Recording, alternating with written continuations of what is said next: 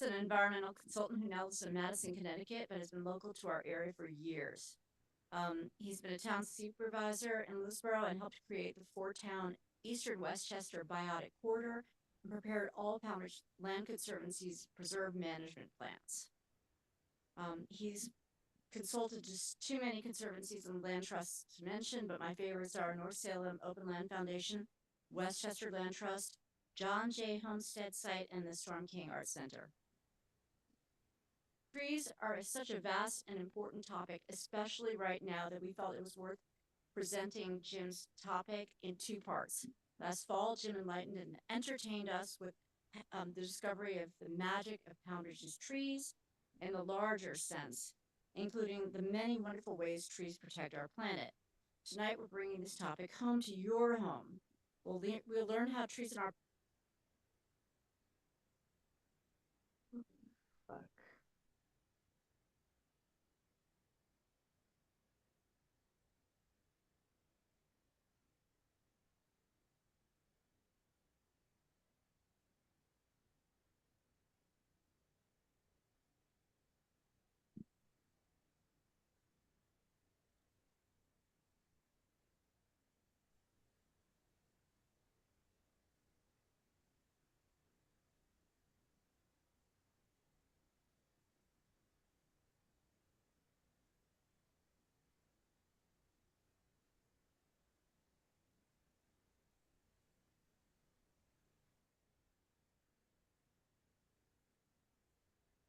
As Pam was saying, we did a kind of a magic of trees last November, and we wanted to follow up with some practical things you could do in your own backyard to plant a forest. Sounds grandiose. Forest in your backyard. I was listening to a really interesting lecture a while back about history of trees in the northeastern United States, and it was about glaciers and granite. And when it came time for questions, everybody said the same thing: what do we plant? What do we plant? So we thought it would be practical to have a lecture tonight on what to plant.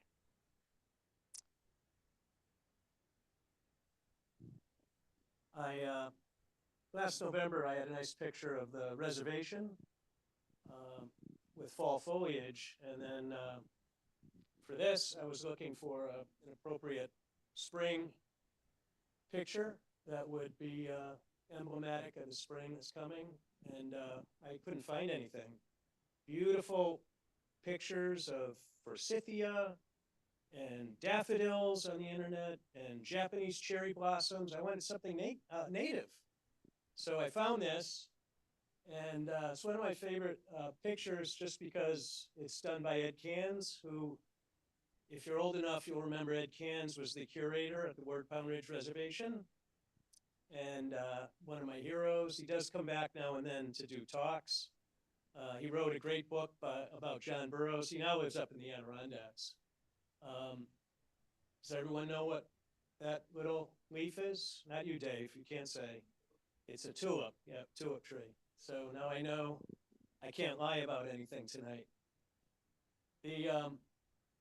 What I love about that in spring is looking at the buds on these trees that are going to start to emerge in a week or two. If you notice when you're driving along the highway, you'll see the bright red buds and flowers of the red maples and the yellows of the elms. And it's, to me, it's not quite as vibrant, of course, as fall foliage, but I think it's almost as pretty as fall foliage. So spring is almost here, and I understand there were some people volunteering for the big night last night. Did anybody look for salamanders? It's a sign of spring. We just started a program, volunteer amphibian rescue, bucket brigade up in Columbia. And last night, the amphibians need just the right temperature, over 40 degrees, cold at night, but a night that warms up to 40 degrees with some rain. And I think maybe last night was just too windy. But one person, this is the first time we've done it, and we scrambled to get it together quickly. And I know you have a long-term data series in Pound Ridge, but it's not just fun. It's not just, saving something from being run over, which is very gratifying. With the new New York State regulations about wetlands, which had been limited to only wetlands over a certain size of 12.5 acres, they're now going to be regulating vernal pools. Vernal pools can be 1/10 of an acre. So we want to use this data, and I imagine I want to see how you're going to use your data to get those vernal pools that we've shown with good citizen science on an official map and regulated. Because it's the vernal pools that have no protection and are easily missed and easily filled in. We also hope to even put in maybe wetland crossings, amphibian tunnels, as they've done in Vermont. It would be very expensive to do, but if you do it on a long-term basis, they're always tearing up the roads. And if we can identify the spot, convince people that this is a really important spot, I think we can convince the highway departments to put in some amphibian tunnels. And we know how important the salamanders are. They're the base of the food chain, so we have to protect them. And last night, I didn't go. One woman helped 75 spotted salamanders and 25 Jefferson salamanders, which are really, really rare here. So, any other signs of spring anybody seen? Skunk cabbages, I understand they're popping up. Redwings are back, right? I saw a woodcock the other day. So one reason we wanted to do this in March instead of April is come Earth Day, it's just crazy with activity, and we're going to do this tonight so that we have time to plan what we want to plant a month from now.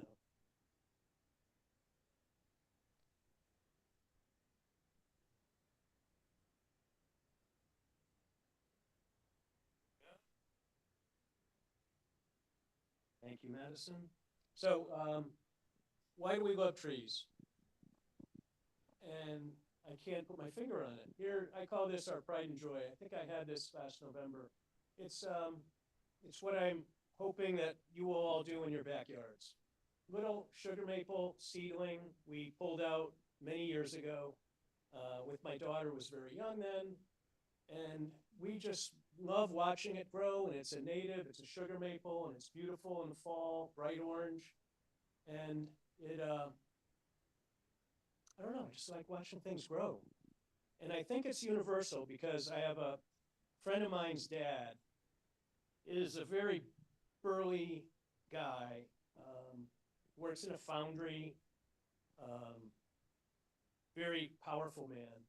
And he said he couldn't wait when he planted a garden to run out in the morning just to see what had come up. So if it was important to him, I think it's a universal thing. And I think it's because, I mentioned this last time, humans, we've lived in the environment for 2 million years.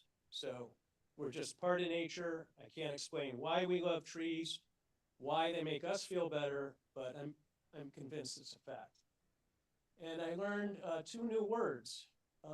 If you love trees, like you do and I do, we're now dendrophiles. Hadn't heard that before, but. And if you really love joy in the forest, we're nemithalists. The reason I'm getting into that is because we've all been on jury duty, and they came around to me and they asked me my profession. I said, naturalist. And I heard this snickering, and it dawned on me that they were thinking, like, I run through the woods naked. I'm like, no, I don't do that. That's not what a naturalist does. So I have to come up with something different. I'm a dendrophile from now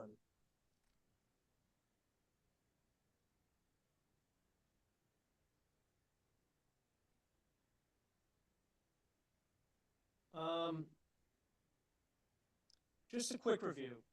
Then we'll get into what we want to plant and what's appropriate to plant.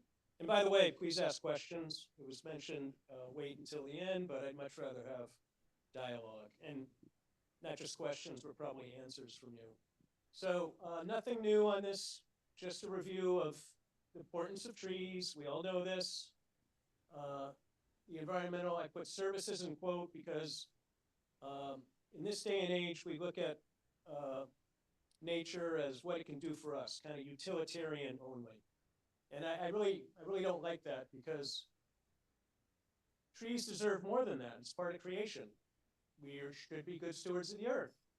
And if we just rely on them and say they're only important for environmental services, then, you know, if we find a way to store carbon, then we don't have any case for saving trees anymore. So I like to think that trees are something we love and like to watch to grow innately, but also that we have responsibility as stewards to protect trees and all of nature, that they're not just services.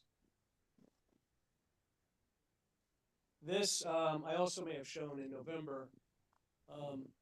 It's one thing to list what trees do, and it kind of goes, you know, right over your head. There's nothing like a picture. So if you go to a place that doesn't have trees, and this is a picture I took in Connemara on the west coast of Ireland, we were visiting. It's beautiful. There are no trees at all. There are no trees on most of the island. And now I understand what Doug Tallamy was saying, that without plants, without trees, without shrubs, that insects can be raised on. You don't have birds and you don't have other wildlife. And this was such a stark, in my face reminder. There are only two species of birds that we saw the whole time there, crow and English sparrow. I actually saw one insect the whole time. And I think I mentioned the other insect was in the plane on the way over there. Yeah, people they were worried, like they'd never seen an insect before. The other stark example, tragedy we know from the recent wildfires in California, also tells us the value of trees in holding soil, in filtering water, in preventing floods, and in preventing these mudslides. So unfortunately, it's an experiment. You lose all the trees and you can see the mudslides. So I just point those out because it's one thing to read that they're important. It's another thing to actually see the results if you don't have trees. Thank you. Yeah.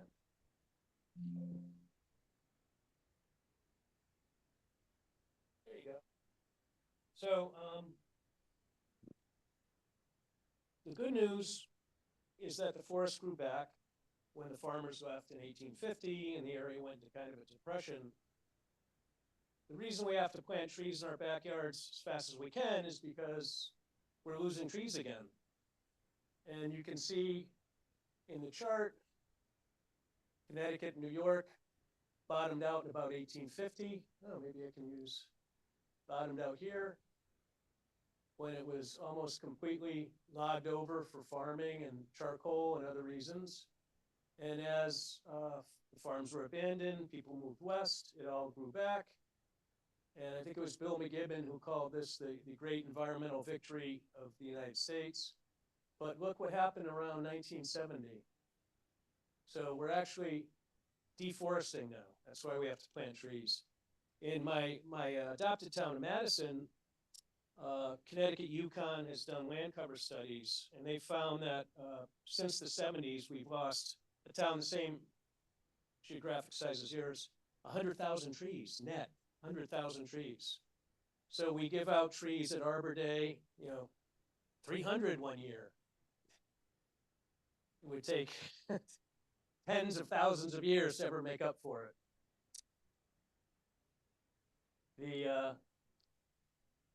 The other thing is 1970. I can remember that. It's hard to believe. Maybe it is a long time ago now. It didn't seem that long ago to me. But in 1979, when I was in South Salem right here, they actually closed Route 35 twice a day to let the cows across from one farm to another. Can you imagine closing Route 35 now, once or twice a day? So the farms are gone, replaced by houses, and the trees are gone. Pamela pointed this out to me. Well, I like trees for beauty and shade and wildlife, and we like trees because the Northeast wilderness, eastern forest, absorbs about 2/3 of the carbon in the United States, all the forests across the United States. It's also important here in Pound Ridge because what we do in our yard will impact one way or another, for good or bad, the preserves, and you have preserves all over, dotted all over. Wherever you live, you're gonna, in Pound Ridge, you're gonna have a direct or indirect impact on preserves. So preserves need a buffer. If the yard goes right up to the preserve, the negative impacts of, say, cowbirds parasitizing warbler eggs can move in 300 feet, maybe 1,000 feet into the forest. Possums, raccoons, all the suburban animals can move into the preserves and have a negative effect on the wildlife there. So we want to try to kind of expand the preserves by planting trees in our backyard. And on the other hand, we sure don't want to do, which is what we see a lot, is the kind of dumping. And people, it's one thing to dump, some brush maybe into, shouldn't do it, from your yard into a preserve. But I see Pachysandra, right? People dump the Pachysandra and it takes over a large part of the nearby woods. And invasives in your yard will spread into the preserve. So the importance of growing forests in our backyard is not just for ourselves, not just for the climate, but to protect the preserves. Thank you. It's perfectly timed. In a way, you're already doing this in Pound Ridge. Pound Ridge looks more like this. This is kind of a typical housing development where one house in the middle gets it and is connecting to the woods behind. And the other two are a typical suburban lawn, devoid of biodiversity. So yes, that's great. The one in the middle has planted the front and the backyard, and they've created a corridor.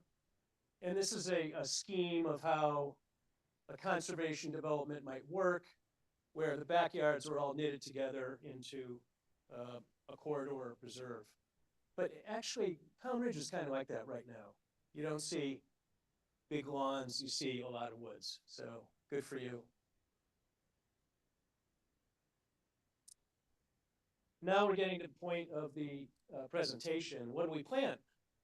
So we know temperatures are already 3 degrees warmer Fahrenheit now than the mid-1850s to 1900 baseline. The goal was to hold it at that. That's 1.5 degrees centigrade. This year we blew through that already, so that's worrisome. And things are already moving from the south to the north. My yard's filled with cardinals these past couple days. Cardinals are traditionally kind of a southern bird. Titmice are a kind of a southern bird.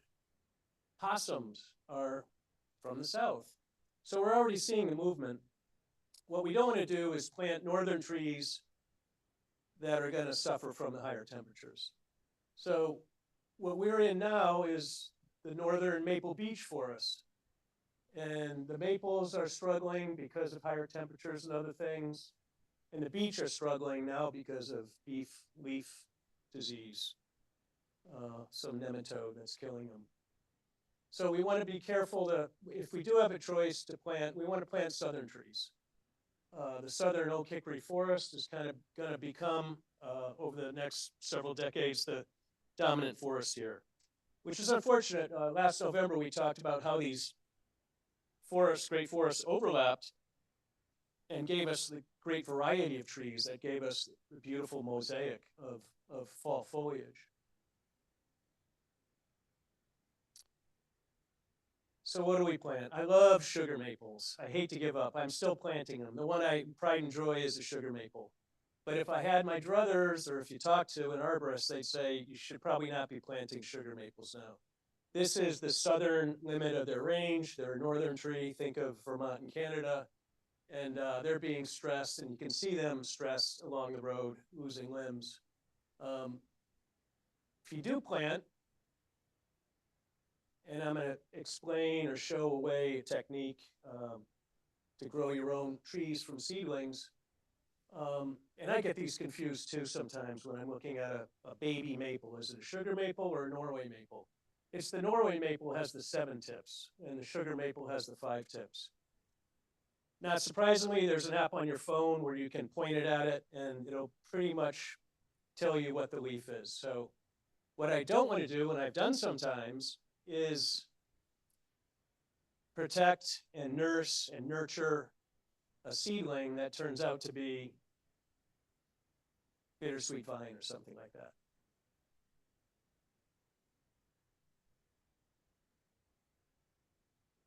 The other one that's on its way out is the beech, unfortunately, and this is the beech bark disease, which has been around for some time. There, whoop, never mind, it's scary. Here in the center is the beech bark disease. Here on the upper right, it's just been, what, like 2 years? Dave, would you say the last 2 years that the beech leaves? Longer than that? Just 4? So still almost brand new in my world. Up on the upper right, we're seeing this on the beech trees, and the leaves curl up. And unlike the oak trees, they get attacked by spongy moth, formerly the gypsy moth, that can take one defoliation and be okay. They're saying that this will kill all the beech trees. There may be a fertilizer technique that might work, a phosphite. Have you heard of that, Dave?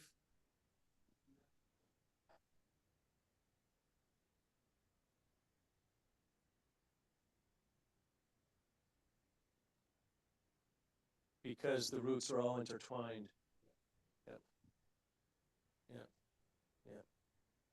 Yeah, we'll talk about remedies at the end of this. But even if it's just one, the idea is save one for generations to come when the nematode is wiped out. You want to at least have that seed bank. And for some reason, the phosphite fertilizer, they're not quite sure why. Maybe it just strengthens it, allows it to maybe fend off the nematode.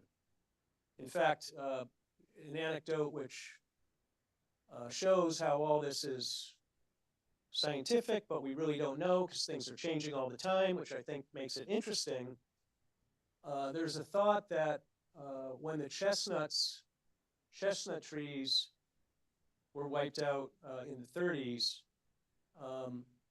one reason they collapsed, not just because of chestnut blight, but the passenger pigeons had become extinct a couple decades before then.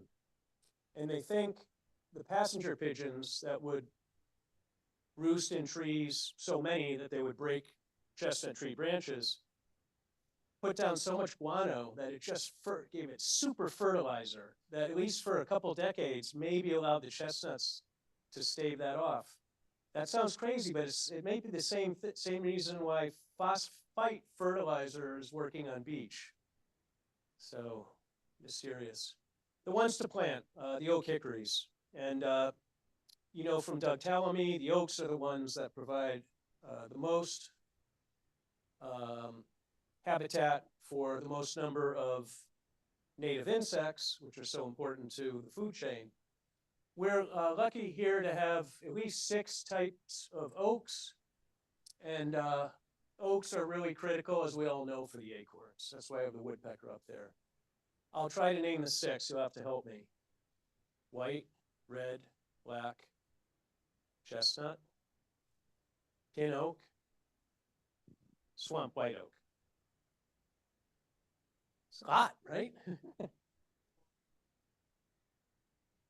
Right. Yeah, I think they're 2 different. Yeah, hard to tell apart. But the swamp has a very furled bark, curly bark, and is mostly in swamps. Although it can grow in in dry areas too.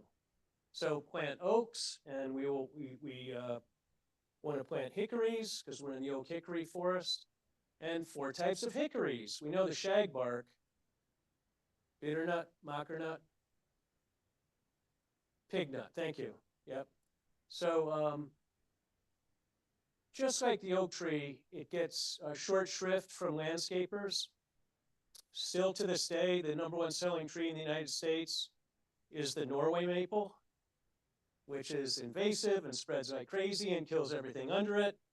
But because it grows fast, the landscapers like it, and so homeowners like it, and they shun, actually it's kind of hard to find oak and hickory trees. I have a list at the end of this where you might be able to find them.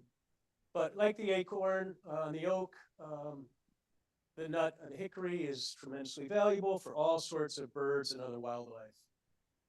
Bats will hibernate and roost under these furled pieces of bark. The reason it's not promoted by landscapers is they call it messy. Like all those things that we think are good, acorns and hickories, they call that messy, and they convince people that they don't want that. So we have to fight that. The red maple is having a moment. What I'm saying about this is the most dominant tree now in our area. And they think it's because when we started putting out fires, whenever that was, I mean, there was still a fire tower at the top of the reservation.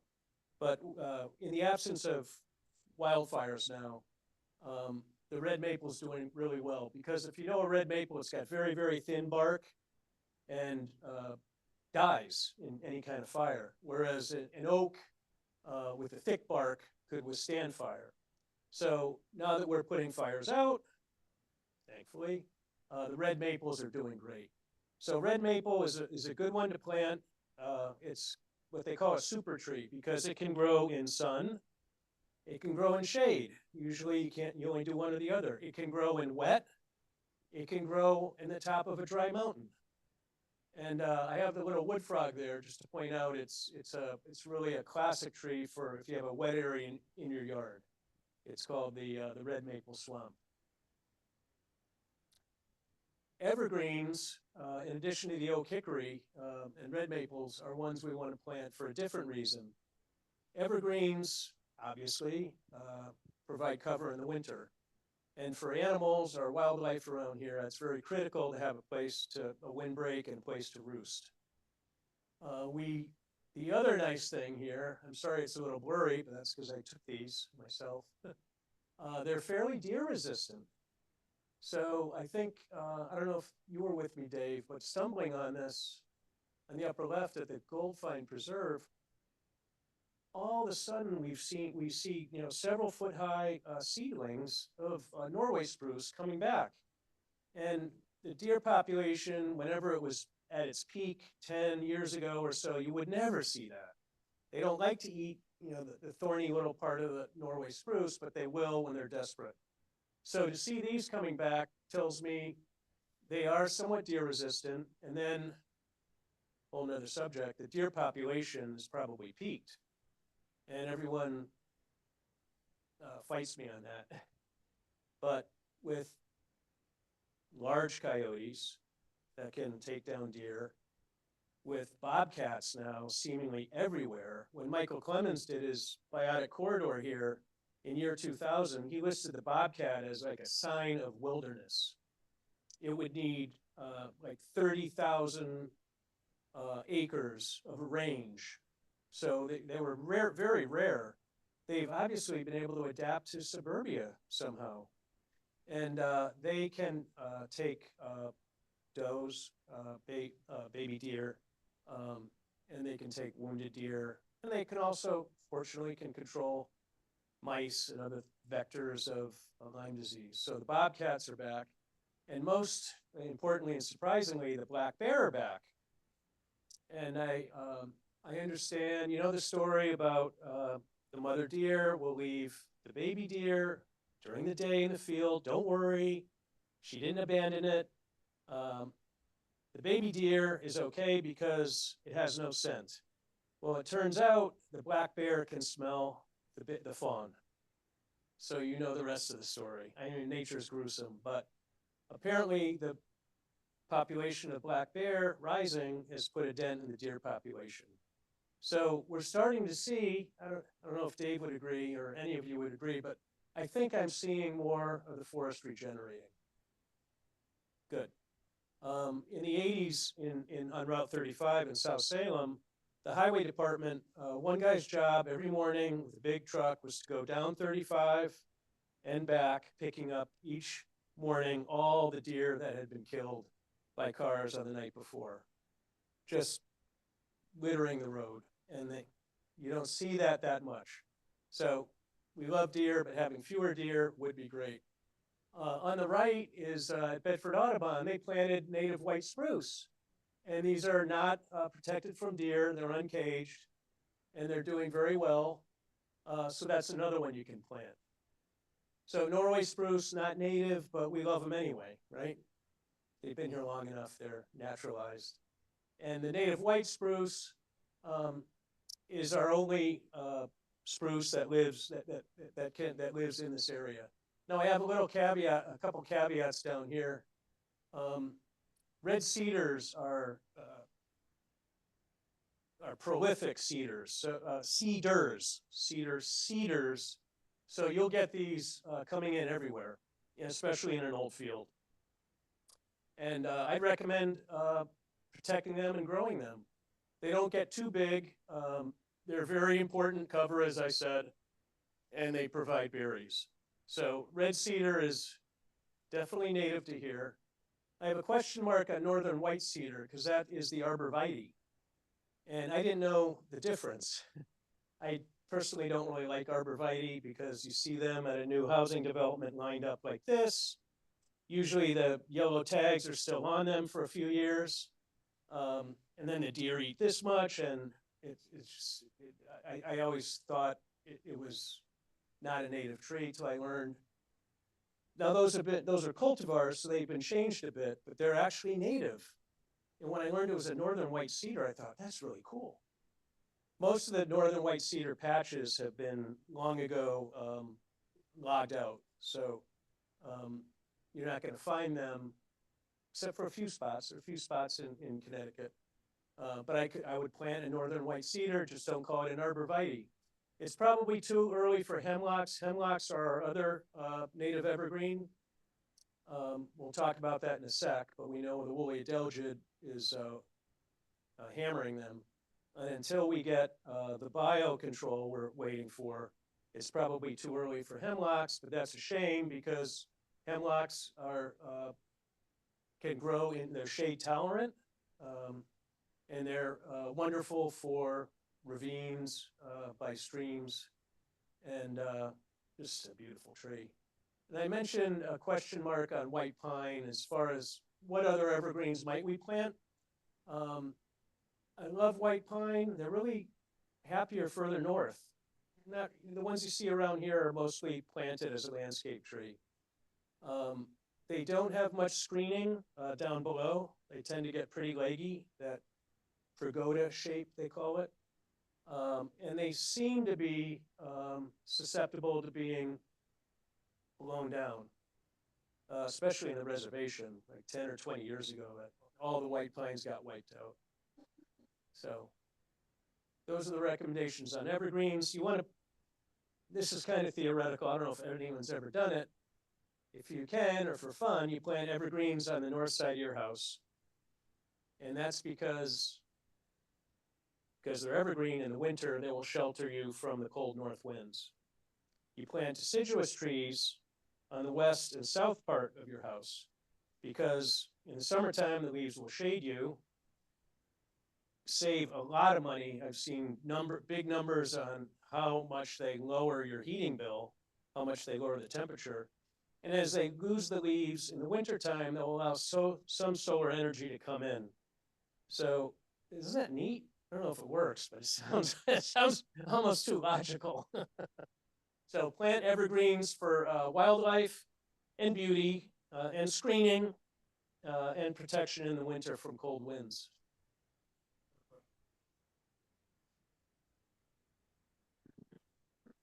Left-hand side. Mm-hmm. Was that from a single event?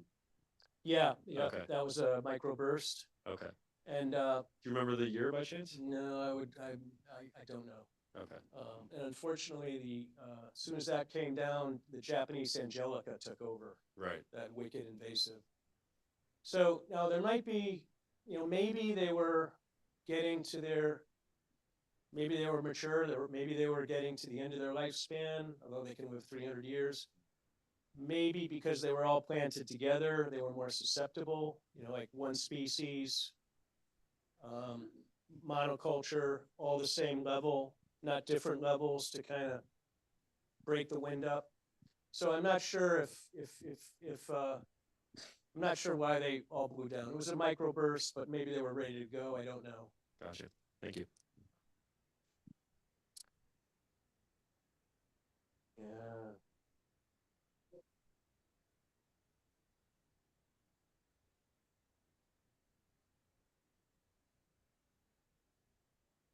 It took about, once they got really tall, it only took about 2 or 3 years before they were all gone. Yeah, They're very shallow rooted. yeah, that would explain it. And they grow in sandy soil, so they tip over and you don't want them by your house. Yeah. So yeah, that's why I love white pines, but I have a question mark on that one. What do you plant in wet areas? People think, I can't plant anything in a wet area. I got to put a tree in the center of my yard. There is a huge host of native trees that are great for wet areas. And I have the leaves just to symbolize them. We talked about red maple. Silver maple likes to grow in wet. Tulip grows in wet areas. Sycamore in wet areas. Tupelo, wet area, dry area. Tupelo, sycamore, and tulips are more common in the south. So as things warm, they're going to be doing really well up here. Pin oak is one that the Watershed Ag with Tupelo recommends planting everywhere whenever they do a trees for tribs, because the pin oak and the Tupelo, again, can grow in wet, dry, sun, shade, and they both have great wildlife value. Swamp white oak, of course, and shagbark hickory. Wherever you see a shagbark hickory, you can be sure there's a wetland, a wet soil around there. And the river birch. And that's one that I see planted ornamentally by landscapers that I think looks okay. It's got a triple trunk and a beautiful yellow-orange bark that peels. And yet it's not just a landscaping tree, it's actually a native tree. Yellow birch. Yellow birch, one of our favorites, is a northern tree. And when you see it around here, I always think it's really neat because it kind of reminds me of, wow, we're like up in the Adirondacks or Maine. So my sense is like sugar maple and beech, it's probably going to be suffering from higher temperatures. But it's a shame because the yellow birch, as you know, in the winter, when you get the sun at the right angle on it, it looks like, it's called flame birch. That's what they call it, flame birch, because it just reflects that sun and looks bright, bright yellow and gold. Glad you mentioned that. That is that black birch and black cherry. I'll mention a little bit later, but I'll talk about it now. They're both unfortunately incorrectly thought of as weed trees, and they're not. They're thought of as weed trees because they seed so rapidly, and you see them everywhere. And they really grow fast in old fields. But black birch you can find anywhere, and I'll show you some examples. The berries, the cherries are edible by humans, and they're just great for wildlife. So we love black cherry. Of course, the wood is extremely valuable, and you can tell it. The kids call it the bark. They call it looks like burnt potato chips. So black birch is a great one. I don't even know if they sell it. It just grows wild around here. They sell it, and I just confused black cherry to black birch. Black cherry, cherries, very valuable wood. Black birch will also grow everywhere because they have the tiny little seeds that can get in all these. You see them growing in the middle of a rock where there's almost no water. So I admire them for that. The catkins on the black birch are important for wildlife and birds. So another good tree. Now they don't tend to get as big, and they're not quite like a specimen tree. I guess that's why people don't say, I want to plant a black birch in the middle of my yard, but I would, I should, you should, especially if you see one coming up. Yeah, you don't see many big ones, do you?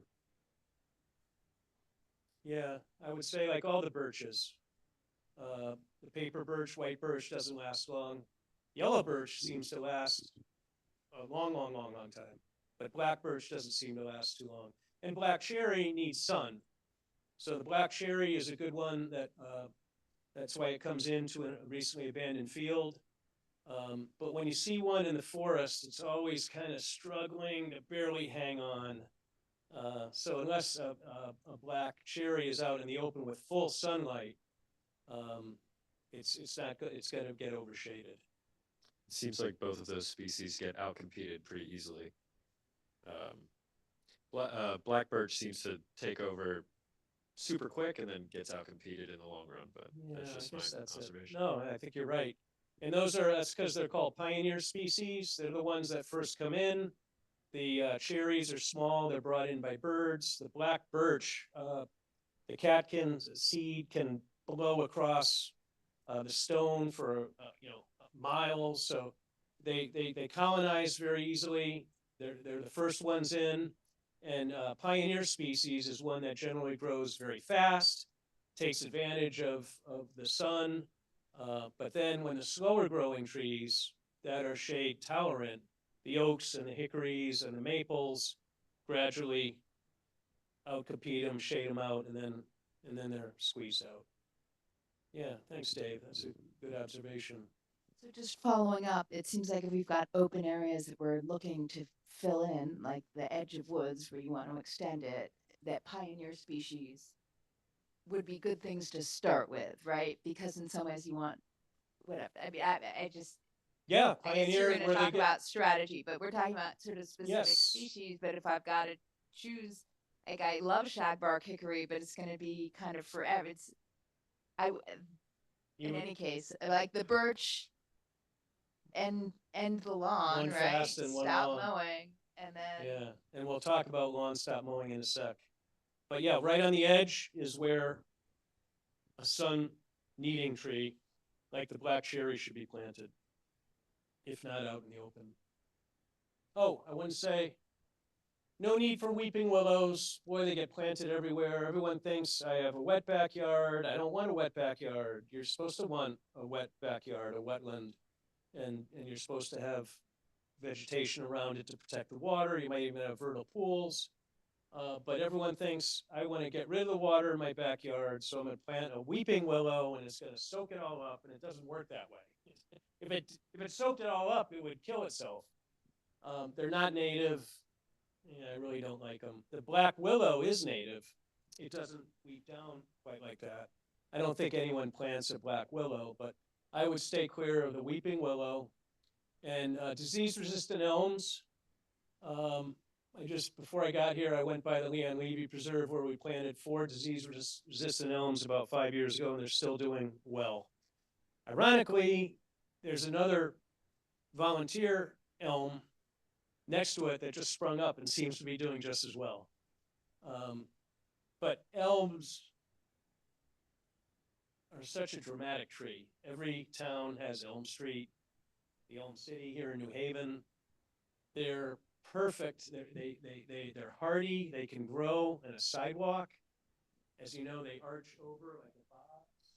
So planted on a sidewalk, they'll arch over and shade the street, shade your yard, beautiful shape. But the Dutch elm wiped them out, of course. Now there are some that are resistant. Some have interbred with Siberian elm. Do you ever see that, Dave?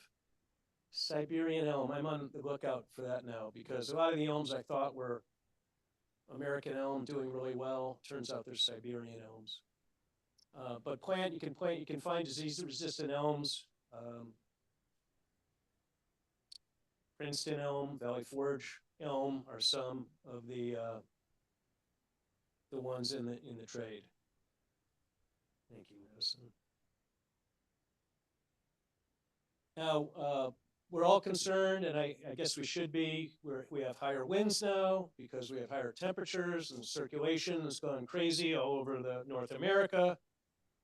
Last night, there were gusts of 50 miles an hour around here. So everybody's cutting down all the trees within 100 feet of their house, which is, I can't blame them, I guess. I think it's kind of sad. But we need, if you want trees around your house and you're worried about high winds, there's a whole bunch of understory trees here. So, and these are the native ones. Serviceberry is a shrub or a tree, depending on how many trunks it has. It's the first one to bloom soon. It'll be the first one. It can grow in wet. It can grow in dry. It needs some sun or dappled sun. It can grow in the understory. I've seen it grow in wetlands, and you'll see it next month when you're driving along the top of the ridges, any highway you're on, you'll see beautiful little, very dainty white flowers, and that's the serviceberry. And the serviceberry, because it's the first to bloom, it's the first one to provide nectar for early pollinators, so it's crucial. Because it's the first to bloom, it's also the first to have edible berries. So unlike the winter berries, which the robins are just eating now off my shrubs here in February and March, this provides food in June. It's also called Juneberry. And I just show that at the Lewisboro Elementary School to show that this is one that's being planted by landscapers. So that's a great one. On the right is a redbud, and that's a southern tree. So again, as things get warmer, that's a great one to plant. Redbud grows really fast, really fun to plant. I grabbed a little seedling when I was up in Ithaca, because there were just hundreds of them. Brought it home, put it in the ground, and it just grew like a foot a year. So that's a great tree. And also the understory trees, to your question about what to plant on the edge of the forest, that's where the understory trees naturally grow, right on the edge. The other understory trees are crabapple, obviously an ornamental, but there are like 100 species of crabapple. Half are native, half are not, I don't care. They provide, obviously, crabapple, great for birds and small mammals. And of course, beautiful flowers, and they don't get too tall, so you don't have to worry about them falling on your house. And my favorite tree, the dogwood. The dogwood was almost wiped out in the 70s because of anthracnose. I think I got it right. Again, anthracnose. The fungus.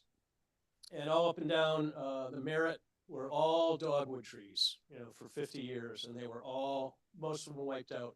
The ones that survived, some survived, I believe those are resistant. So they say, oh, don't, plant the Kusa dogwood from Japan. Don't do that because it doesn't provide food, as Talamy says, for insects. It brings in more of the bad fungus from Japan when you bring it in. So I would plant the Cornus florida, the native dogwood, and it's just my favorite tree. It's just beautiful. Yes? Yeah, that's a shrub, gray dogwood. Gray dogwood is a shrub that grows, and you'll talk about shrubs, I think, in April at the next lecture. Gray dogwood grows in an old field, and if you go to Oldfield Preserve, it's all gray dogwood, and has berries, great for wildlife. There's also the silky dogwood that's got a little more red that grows in wet areas all over the place. And then further north, there's the red osier dogwood. That's all red stem that grows in wetlands and wet areas a little further north and around here. Yeah, dogwood's a good tree, huh? And a good shrub. These are ugly pictures, but my point is just to show these understory trees are great around town. I showed you one around the school. Here's one, they're always cutting our trees. The power company is always cutting our trees. Here's one you could plant under a power line because it's not going to get up through the power line and they won't have to decapitate it. This scrawny one, this is a hackberry at the Cross River shopping center. And I just pointed out because it doesn't look like much now, but hackberry is the other native understory tree that you can plant. It's got these great berries. And one day I saw like dozens of cedar waxwings just eating the hackberries in the middle of a parking lot, So I think the landscape architects and the planning boards are getting wise, and they're forcing developers of shopping centers and parking lots to put in these things because it can be a great place for biodiversity. And they like, the short trees. They're not going to plant a large tree by a building or running into the electric lights. So I'm going to deviate a little bit and just talk about getting rid of lawns. That's probably a subject for April. But the point is, where do we get our seedlings? We get our seedlings from our lawns. And you can get them at a nursery, or you can wait and get a 10-foot one for $1,000. But I like to grow them myself from my lawn, and I can show it can be done. And anything that is good for the environment, that's fun to do and beautiful to watch grow, and is free, that's a good thing, right? So here's my old lawn on the left, and the no mow May, and you just let it go. You get an amazing number of different violets, clovers, red clover, white clover, bird's foot trefoil, bugleweed, that's what that is, ajuga, the blue there, none of this planted, dead nettle, rattlesnake weed, butter and eggs, all sorts of, not always native, but all sorts of things coming up if you just stop cutting the grass. I wouldn't recommend letting it all go. That's a little crazy, but experiment and cut a little, no harm done. Don't cut a little area, see what comes up. If you don't like it, run it over with the mower. But this is where we get our seedlings. And here on the right is the old field preserve. This was an accident. Somebody just stopped mowing at the edge for no reason. And immediately all these oxeye daisies are coming up. Now there are two problems. It was so nice that I let it go a second year. It's a bad decision because then the honeysuckle, the autumn olive, the barberry come in. You have to cut it once a year. The problem I had though, when I went to cut it, I couldn't do it. There was so much life in there, crickets, katydids, grasshoppers, all over the place. Those web orb spiders, it was so full of life, and I can only imagine what else was in there. What kind of chipmunks and weasels and snakes and box turtles. I couldn't cut it. And I guess that's a good thing. So let a little bit of your lawn go, begin with your yard, see what nature provides.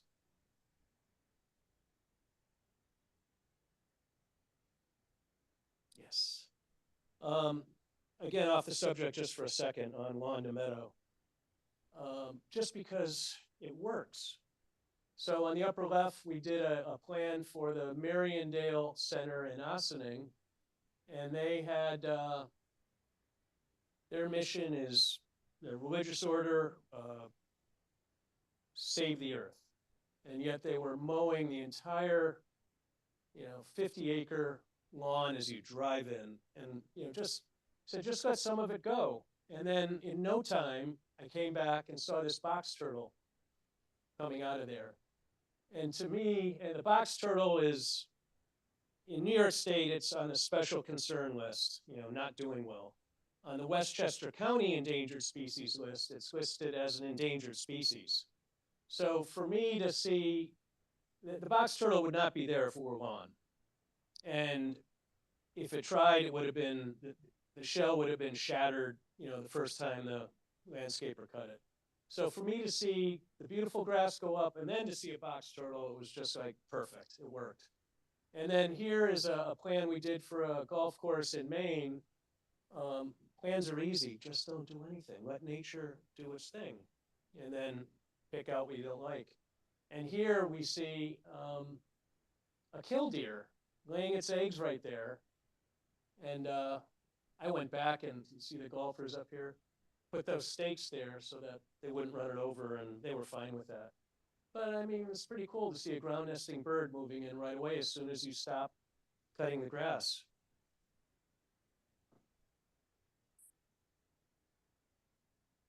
And I have to go back one.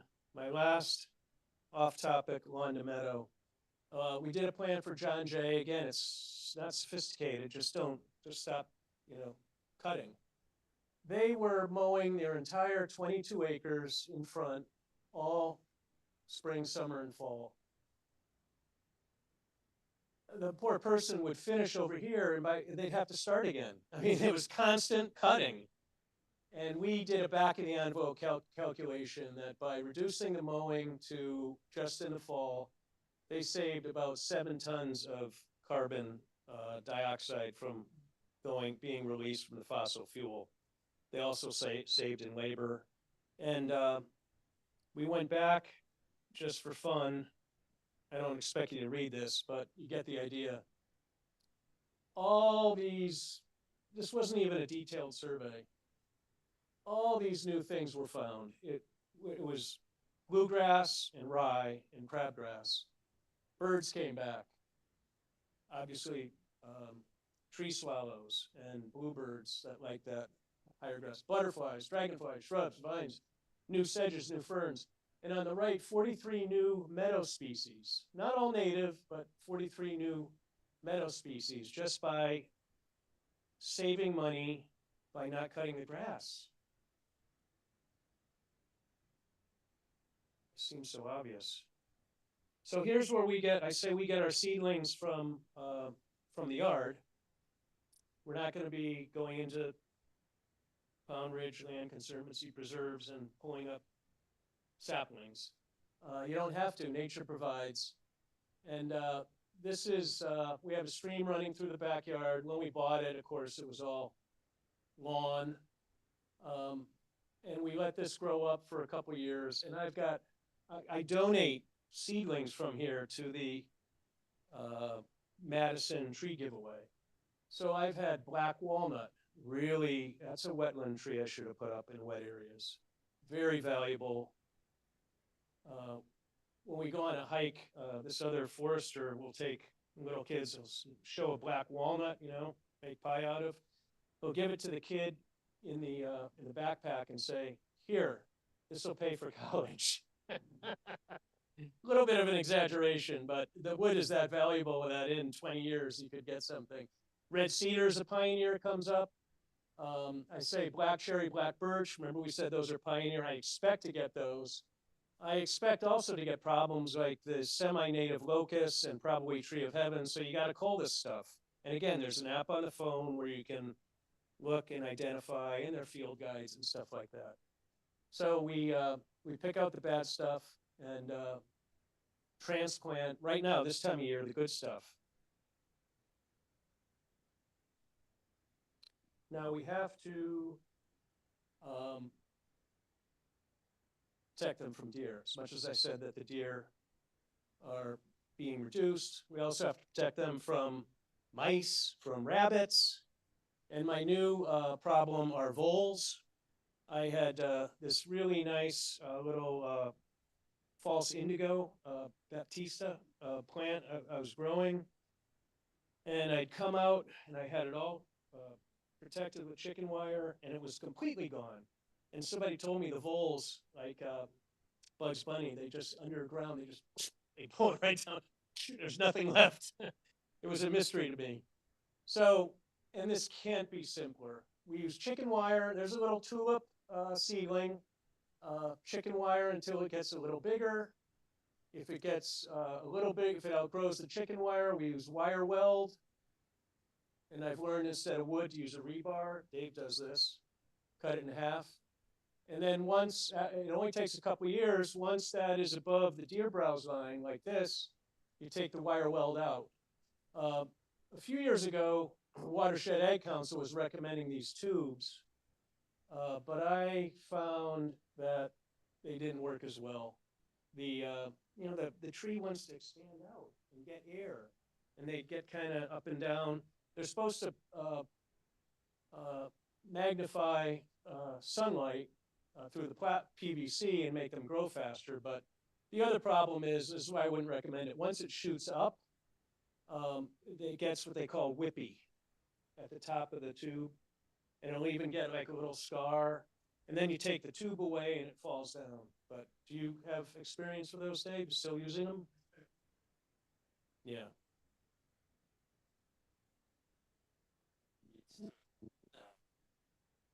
Have the natural resistance Right. against wind and the elements. I think the tree tube eliminates that factor. Right. So I don't use them. Right. Good. I'm on the right track.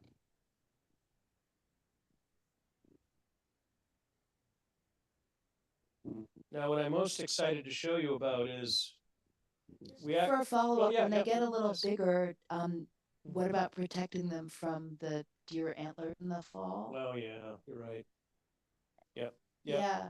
Yeah, you're right. Good point. I'm glad you mentioned it. So you got to leave them on a little bit longer, because when I did take these off, I was very proud. And then some of them got deer rub. And the deer rub doesn't necessarily kill it unless it goes all the way around, but we did lose some that way. And I was really disappointed that I got too anxious and took the protection off too soon. But once the deer like it, because I guess it feels good, like pushing. So once it stops getting whippy, the deer stop rubbing it. So yes, good point, leave them on a little bit longer.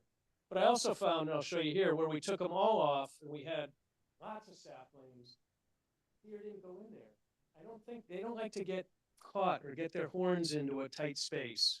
If it's by itself, they're more apt, I think, to rub it and maybe kill it. But when we took them all off, it was like herd mentality or herd immunity, whatever.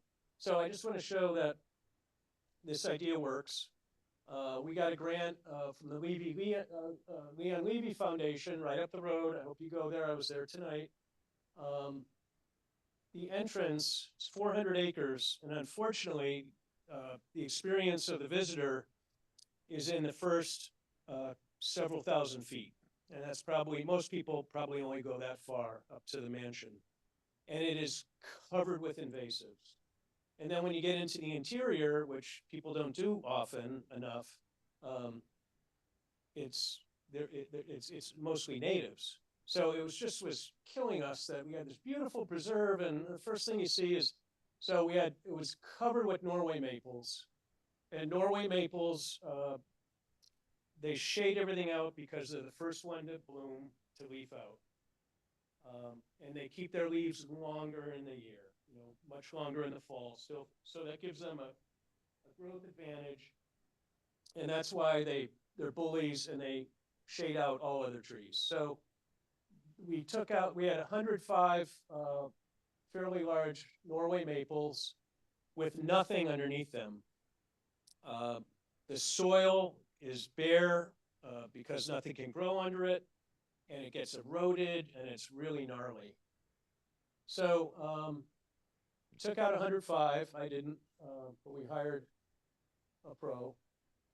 And then we thought, boy, if we were going to plant 300 trees, that's expensive, right?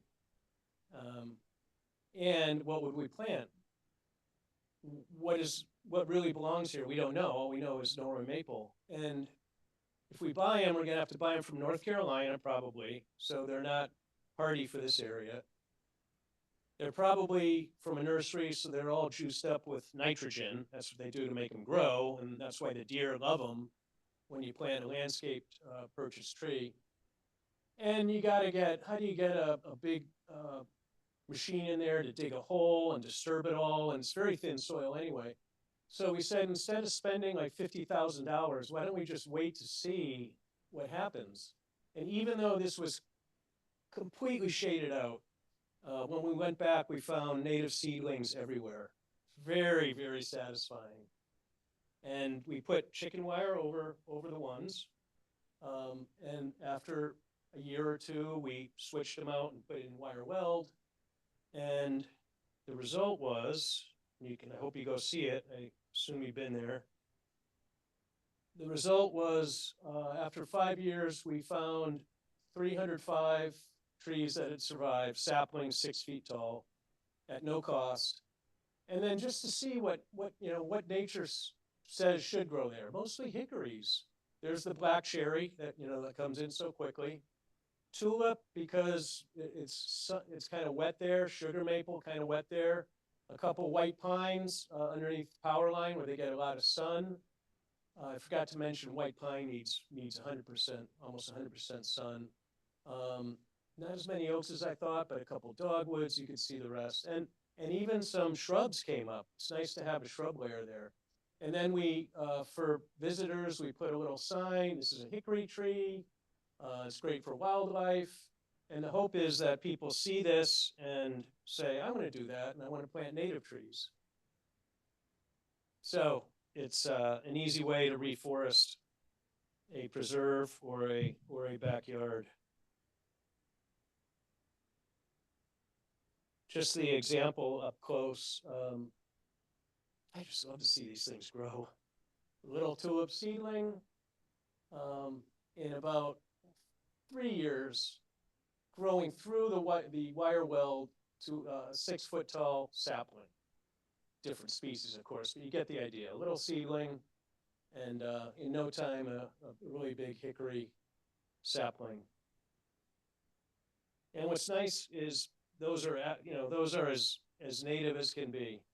They're genetically, I don't mean to be too dramatic, but for 10,000 years they've been growing on that slope, not on another slope over there. They're distinct for that one angle of the sun, that exact type of moisture on that side of that hill.